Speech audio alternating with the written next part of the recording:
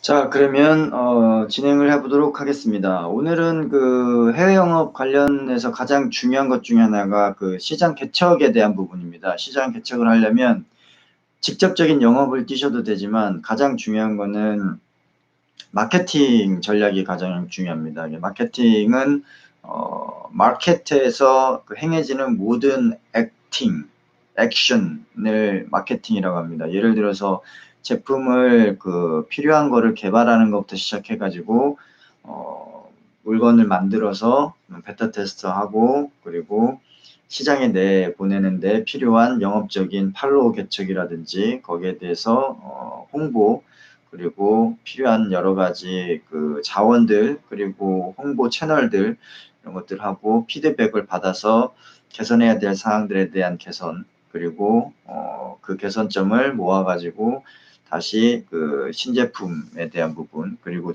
장기전으로 이제 브랜딩화 할 수 있는 그런 그 인식에 대한 부분, 대중화 작업, 이런 것들이 전반적으로 모든 마케팅이라고 생각을 하시면 됩니다. 그래서 보통 이제 일반적으로 사람들이 생각할 때 마케팅 하게 되면 이제 홍보 마케팅이라고만 생각하시는데, 물건을 만들고 판매하는 데 있어서 필요한 모든 활동들을 마케팅이라고 보시면 됩니다. 그래서 영업을 위해서 마케팅이 지원 부서가 있는 게 아니고, 이 마케팅의 일부가 이제 영업이 있는 겁니다. 그래서 제품을 만들고 판매하고 개선하고 시장의 그런 브랜딩화하는 모든 A부터 Z까지의 일관된 그 일련의 과정들을 마케팅이라고 보시면 됩니다. 그러면 신시장을 들어가기 위해서는 저희가 기본적으로 알아야 되는 그 기본이 있습니다. 그 뭐든지 이제 어드밴스 과정을 넘어가기 전에는 베이직한 과정부터 다 완수를 해야, 그리고 나서 이제 어드밴스 과정에서 이제 어느 정도 그 힘을 탄력을 받아가지고 이제 능력을 발휘할 수가 있는데요. 그러면 어떤 방법이 있느냐? 포피 전략이 있습니다. 가장 기본적입니다. 마케팅 기본 포피. 가장 핵심은 내가 판매할 프로덕트, 뭔가가 있어야 되는 거죠. 프로덕트가 있어야 되고, 그 다음에 플레이스, 장소, 그리고 프라이스, 얼마에 팔 거냐, 그리고 프로모션, 어떻게 팔 거냐. 그래서 이 4P라고 합니다. 다시 한번 말씀드릴게요. Product, Place, Price, and Promotion. 이렇게 되어 있습니다. 그럼 프로덕트에는 어떤 게 있을까요? 그 물건은 있겠죠. 제품, 상품, 또는 서비스, 또는 정보, 컨설팅, 아이디어, 이 모든 게 다 포함됩니다. 그래서 어떤 거를 내가 비즈니스 모델을 삼을 것이냐. 그래서 프로덕트는 이제 가장 중요한 것 중에 하나죠. 뭔가를 판매하는 주체가 되는 것이기 때문에. 자, 그러면 플레이스, 이건 이제 뭐 시장이 될 수도 있고, 장소가 될 수도 있고, 유통에 대한 채널이 될 수도 있고, 판매처가 될 수도 있습니다. 그래서 프레이스 같은 경우는 판매 채널이 어떻게 되느냐, 뭐 대리점 채널이냐, B2C냐, B2B냐, 유통 채널은 몇 단계를 거쳐서 들어가느냐, 이렇게 보시면 되고, 그리고 프라이스, 그러면 이제 가격적인 부분에 대한 접근이죠. 나는 굉장히 그 하이엔드 제품으로 고가 전략으로 들어가겠다. 나는 시장의 침투 가격을 이 레인지에서 한번 승부를 봐보겠다. 그래서 가격적인 부분도 이제 정리가 되는 거죠. 그리고 프로모션. 프로모션은 가장 쉽게 생각하는 게 광고, 그리고 세일즈 프로모션, 세일즈 하는 데서 필요한 여러 가지 프로모션. 이 전전 시간에 많이 배웠죠. 뭐 EDM도 될 수 있고 DM도 될 수 있고, 뭐 여러 가지 전시학회 참가도 가능하고, 그리고 기타 그 할인 조건들에 대한 부분, 그리고 할인 쿠폰, 그리고 스페셜 이벤트, 그리고 각종 PR이나 DM이랑 EDM 이렇게 진행이 됩니다. 근데 저희가 이렇게 기본적인 포피에 대한 거를 다 아는데 굳이 왜 그 추가적인 고민이 필요할까요? 이 포피 전략 같은 경우는 제조사에서 상품을 아이디어 상품을 내놓아 가지고 이제 시장을 이제 침투할 때 이제 보통 많이 쓰는 전략입니다. 그래서 이거는 이제 그 오리엔트된 섹터가 제조사의 마음이에요. 내가 어떤 물건을 팔까? 내가 잘 만들 수 있는 제품이 뭐지? 로 시작을 합니다. 그래서 이제 그게 잘 만들 수 있는 능력에 대해서 제품이 선정이 되고, 그리고 거기에 대해서 어디다 팔 수 있을까? 시장이 괜찮은 시장이 어디지? 라고 이제 선정을 하고, 그리고 얼마에 팔면 될까? 얼마에 팔아야 마진이 남지? 이런 이제 가격적인 부분 요소가 있고, 어떻게 팔지? 영업 채널을 어떻게 만들지? 이렇게 구성이 됩니다. 이거는 이제 전적으로 한국 제조사라고 생각을 예를 들어보면 한국 제조사의 CEO하고 마케팅 매니저하고 세일즈 매니저하고 각 시장 담당 에어리어 매니저들 그 전략기획실이 될 수도 있고 아니면은 뭐 다양한 부서들이 같이 이제 고민을 하는 거죠. 그래서 이제 초창기에 제품을 만들어서 가격을 매겨서 판매할 장소를 선택해서 공격을 하는데 잘 안 돼요. 이게 왜 안 되냐면 우리 마인드로 접근을 해서 안 되는 겁니다. 이게 저희가 판매하고 잘 만드는 제품을 만들어 가지고 저희가 팔고자 하는 시장에다가 그리고 저희 마진을 고려한 가격으로 그리고 저희가 원하는 방식으로 이렇게 들어가기 때문에 그 굉장히 그 다양한 국가에서 다양한 문화로 세팅되어 있는 그 고객층들을 뚫기가 쉽지가 않아요. 그럼 어떻게 해야 되느냐? 이 근본적인 그 제조사의 관점으로 생각한 그 고민과 아이디어에서 탈피하셔야 됩니다. 그렇다고 이걸 이제 전혀 모르고 이제 다른 걸 선택하게 되면 기본 베이스가 없는 상태에서는 이제 진행이 어렵고 1차적으로 이 포피에 대해서는 준비를 명확하게 일단 하셔야 돼요. 그래서 이제 포시 전략으로 업그레이드 되셔야 됩니다. 이 포시 전략은 뭐냐면 일단 프로덕트에 대한 부분을 1차적으로 저희가 이제 기본 개념을 잡았잖아요. 그래서 내가 판매하고 내가 잘 만들 수 있는 기술력에 대한 제품의 완성품이 아니고 이게 로컬에서 먹힐 만한 국가별로 먹힐 만한 커스터마이징이 되어 있느냐 요게 포인트입니다. 예를 들어서 저희가 샴푸를 많이 만들었어요. 샴푸를 만들어서 한국에서 정말 잘 팔릴 것 같은 샴푸를 최첨단 기술을 통해서 샴푸를 만들었는데 샴푸를 제일 많이 쓰는 시장이 뭐 중국도 될 수도 있고 인도가 될 수도 있고 하지만 일단 뭐 인도라고 가정합시다. 인도에다가 상품을 런칭을 했는데 안 팔려요.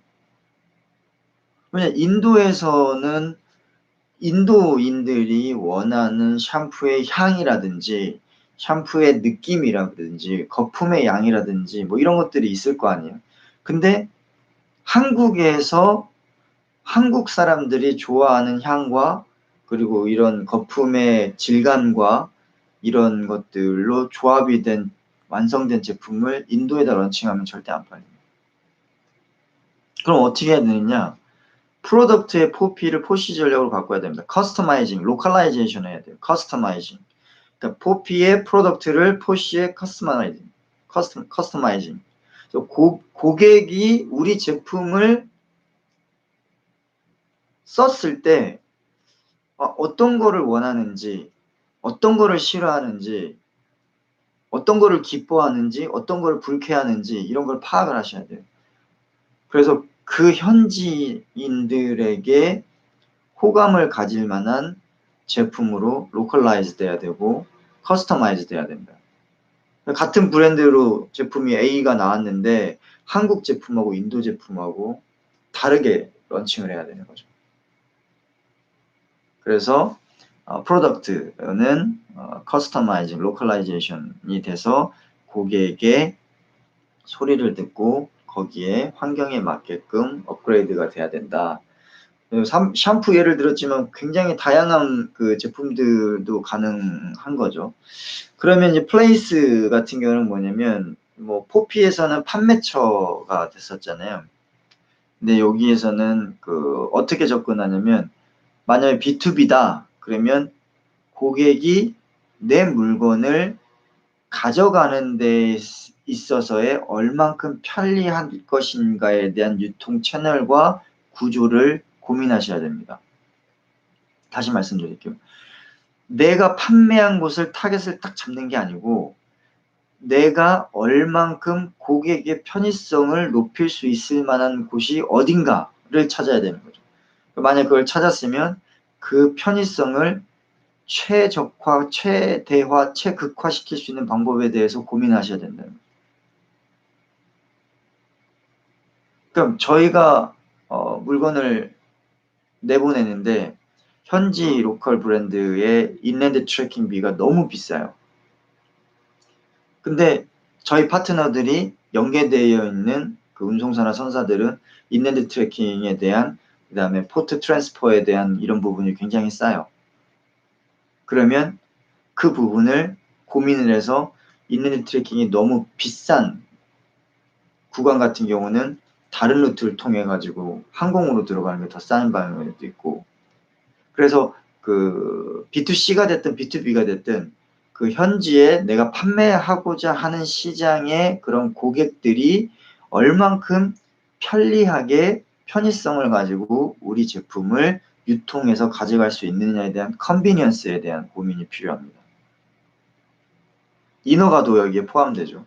인허가를 만약에 등록하는데 신규 학회나 전시회에서 바이어를 발굴해냈어요.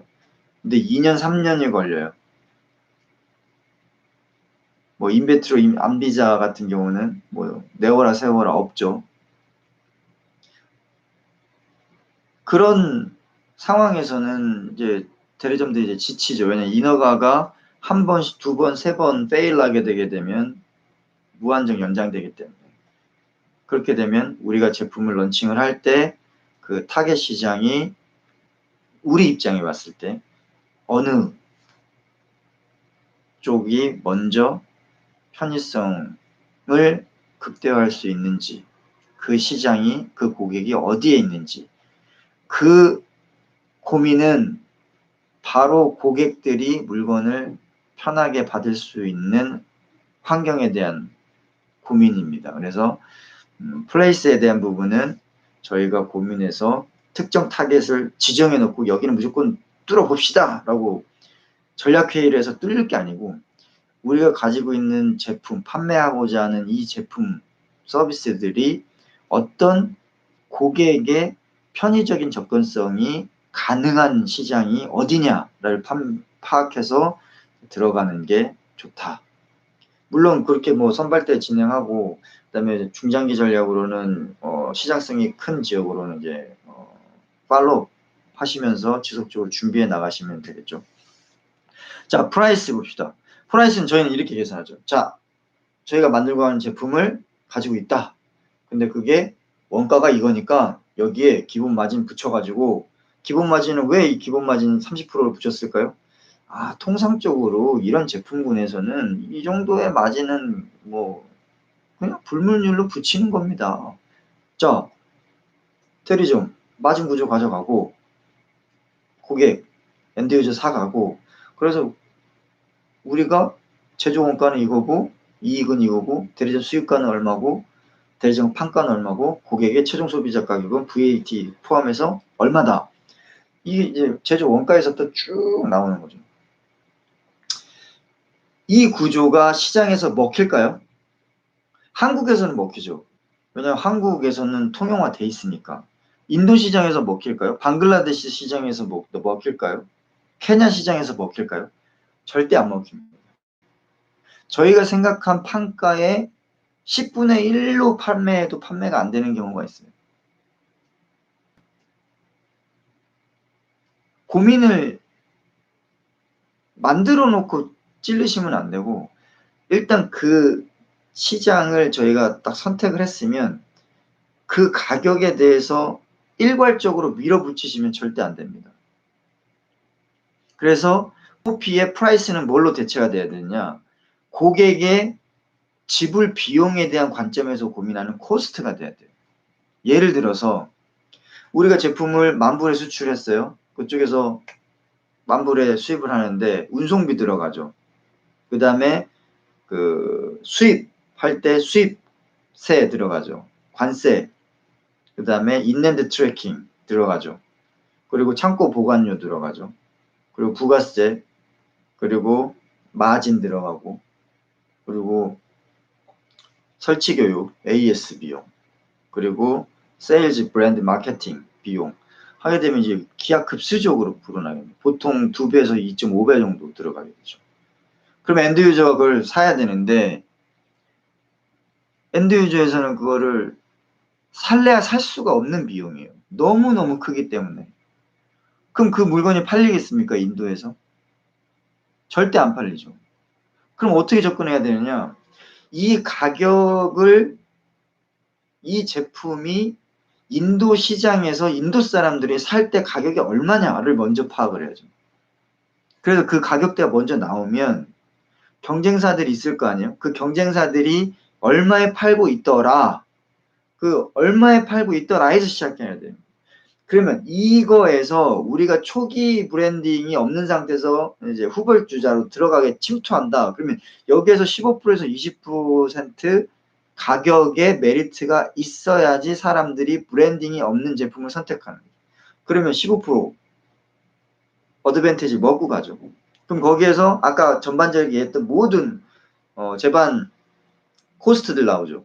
그 코스트를 계산해서 대리점 마진이 중요합니다. 대리점 마진이 왜 중요하냐면 제 제품을 판매하는 사람은 대리점 영업사원이에요. 그럼 대리점 영업사원과 대리점 사장이 대리점에 일정한 마진이 없으면 흥미가 있을까요? 전혀 없죠. 흥미가 없는 제품을 열정적으로 판매를 할까요?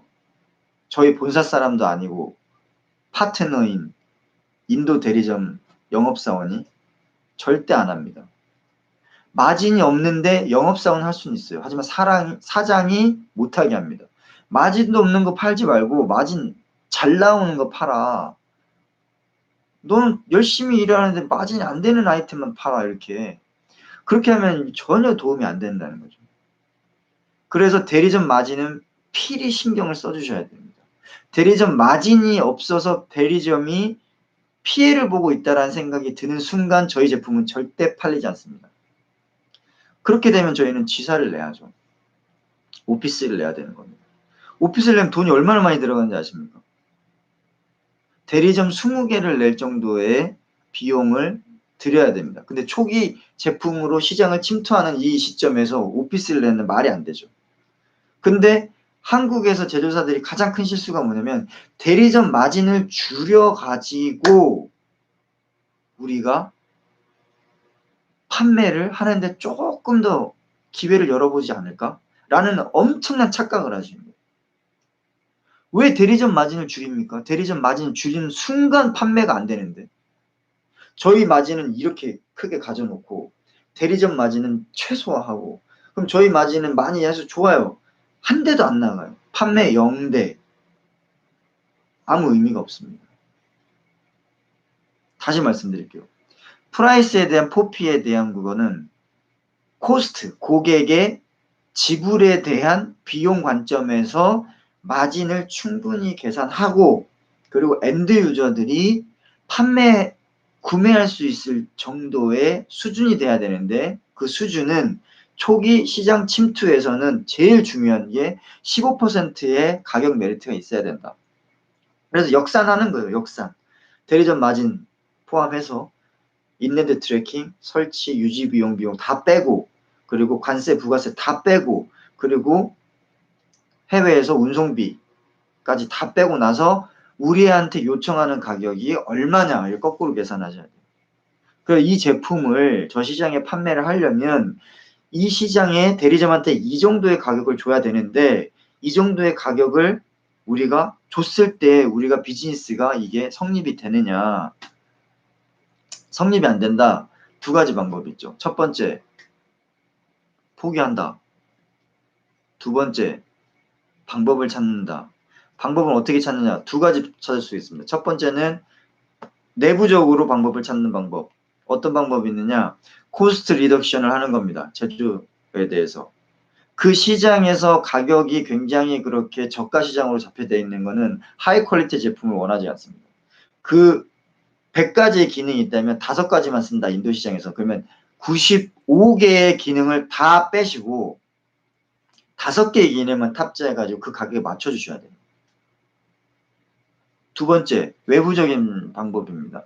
시장에서 풀어야 돼요. 시장에서. 저희가 특수 제품을 그 파츠를 제외한 나머지는 현지에서 조달해서 SKD, 세미 넉다운, 조립해가지고 공급하는 방식이 있습니다. 그런 방법이 있고, 또 하나는 현재 인도 상공회의소에 방문하셔가지고 그 기관 장들을 만나세요. 그래서 거기에 대해서 우리가 이러이러한 그 수입 관세에 대해서 25%에 대해서 굉장히 힘들어하고 있는데 그 부분에서 너네가 좀 신경을 써달라. 그러면 우리가 SKD를 진행을 해서 이 기술에 대해서 여러분들이 자생할 수 있도록 장기적으로 지원하겠다. 그래서 설득을 하면 이제 관세가 줄어듭니다. 그러면 외부적으로 관세에 대한 부분 굉장히 중요합니다. 왜냐하면 수입가에 대해서 전체의 퍼센트가 확 줄기 때문에 뭐 기본적으로 뭐 그 관세 환급에 대한 부분도 나중에 뭐 말씀을 드리겠지만 FDA 트레이드 페어에 대한 부분도 방법이 있긴 하지만 그 부분은 내적으로 한국에서 할 수 있는 부분과 외적으로 할 수 있는 부분 그런 부분이 있고 그리고 또 하나는 이제 프로모션입니다. 어떻게 판매할까? 우리가 뭐 포피에서는 프로덕션 프라이스 플레이스 그리고 막 고민하죠. 막 머리를 쥐어짜면서 막 5개 강판을 할까? 아니면 9시 뉴스 데스크 전에 홍보를 할까? 아니면 잡지에 실을까? 그런 것도 기본이 선행적으로 돼야 되지만 가장 중요한 게 커뮤니케이션. 이거는 뭐냐? 나하고 현지 국가 대리점, 시장 국가 대리점하고의 커뮤니케이션을 통해서 가장 효율적인 프로모션 방법이 무언지를 확인을 해야 됩니다. 그러니까 우리가 탁상공론으로 만들어낸 아이디어를 적용하려고 하지 마시고 그쪽의 전문가들이 원하는 프로모션을 우리가 지원을 해주셔야 돼요. 그럼 B2B도 마찬가지고 B2C도 마찬가지예요. 엔드 유저들이 원하는 방식을 선정을 해가지고 거기에서 우리가 어떻게 지원을 해줬을 때 그쪽에서 진행이 가능하겠느냐 요 부분이 있죠. 자 오늘 정말 중요한 얘기를 했습니다. 가장 중요한 건 뭐냐면 우리가 신규 시장을 침투하기 위해서는 기본적으로 포피에 대해서 고민을 했죠. 기본적으로 Product, Place, Price, Promotion. 프로덕트는 물건, 서비스, 정보, 아이디어에 대한 우리가 만들고 싶었던 거, 우리가 잘하는 기술력으로 만든 제품, 상품, 그 다음에 정보, 아이디어. 플레이스는 우리가 만든 제품을 판매하는 판매 장소, 판매 채널, 유통 채널. 프라이스는 뭐 어떤 전략으로 우리가 하겠냐, 고객을 뭐 럭셔리한 브랜드를 하겠냐, 아니면 시장을 침투하기 위해서 어떤 전략으로 가겠냐, 뭐 이런 프라이스, 우리가 매긴 프라이스 태그죠. 그리고 프로모션, 광고를 하면 어떨까, 이런 프로모션 어떨까, 이런 스페셜 이벤트는 어떨까, 쿠폰 어떨까, 각종 PR 어떨까. 이렇게 돼서는 인도나 파키스탄이나 방글라데시나 케냐나 나이로비 이런 데는 절대 먹히지 않는다는 거예요. 그럼 어떻게 해야 되느냐, 이 포피에 대한 제조사적인 관점에서 과감히 탈피하셔가지고 포C 전략으로 가야 돼요. 포C, 커스터마이징, 로컬라이제이션 돼야 됩니다. 무조건 고객이 당면한 문제, 불만사항, 기뻐하는 것들을 총조합해서 그 시장에 맞는 제품을 출시해내야 되는 거고, 그리고 컨비니언스, 고객의 편의성을 최대한 고민한 그 물건의 서비스의 접근성을 해야 되고, 코스트, 고객이 지불한 비용에 대한 관점으로 가격을 산정하고 거기에 맞게끔 시장 가격에 맞게끔 대리점 마진에게 맞춰줄 만큼의 제품의 가격을 단가를 낮추든지 아니면 외부적으로 그거를 풀 수 있는 방법을 찾아내든지 상공회의소를 가든지 아니면 세미넉다운 SKD를 하든지 아니면 프로모션 일반적인 탁상 공동에서 한국에서 나가는 제품에 대한 프로모션이 아니고 대리점과 엔드 유저들하고 소통을 통해서 그쪽 시장에서 요구하는 커스터마이징 된 커뮤니케이션이 중요하다. 그래서 포피의 프로덕트 플레이스 프라이스 프로모션은 포스 커스터마이징 컨비니언스 앤 코스트 앤 커뮤니케이션으로 바꿔야 된다라고 말씀을 드렸습니다. 자, 오늘은 시간이 또 다 지났네요. 그래서 오늘은 마케팅의 가장 기본적인 전략, 4P에 대해서 기본적으로 설명을 드렸고, 이거는 가장 기본적으로 저희가 알아야 됩니다. 4C를 접근하기 전에 기본적으로 학습이 돼야 되고 선행이 돼야 되는 부분이고, 그리고 4C 약간 업그레이드 된 거. 이거는 제조사 관점이 아닌 그 고객, 구매, 사용자들의 최종 소비자의 관점에서 여러 가지 네 가지의 마케팅 전략에 대해서 살펴보았습니다. 보통 4P에 대해서는 이제 많이 알고 계시고 4C에 대해서는 마케팅을 전문적으로 하지 않으신 분들은 잘 모르실 텐데 오늘 4C 전략을 좀 고민을 하셔서 한층 업그레이드 되는 그런 세일즈 앤 마케팅 전략을 통해서 여러 가지 그 침투하기 어려웠던 시장들을 현명하게 침투를 하는데 성공하시기를 바라겠습니다. 오늘도 고생 많으셨고 휴가 가신 분들은 코로나 조심하시고 그리고 안전사고, 교통, 운전, 졸음운전 조심하시면 날씨가 많이 덥습니다. 화상 조심하시고요. 그리고 휴가 못 가시고 지금 사무실에서 야근하고 있거나 아니면 오늘 출근하신 분들은 고생 많으셨습니다. 그리고 편안한 밤 되시고 영상이 조금이나마 도움이 되셨다면 구독과 좋아요, 알림 설정 부탁드립니다. 지금까지 영업의 신 조이였습니다. 마치겠습니다.